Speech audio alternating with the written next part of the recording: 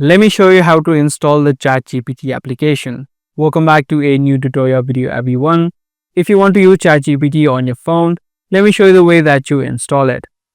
Head over to the Play Store or the App Store depending upon your device, and then search for ChatGPT. Search for ChatGPT, you can see the app being displayed which says ChatGPT. You can go inside of it, look at the various features that it has, and take a look at the description. Once you've done that, you can tap on install and the app of ChatGPT will start to download and install on your device. Once the app now has been downloaded and installed, you can open up the app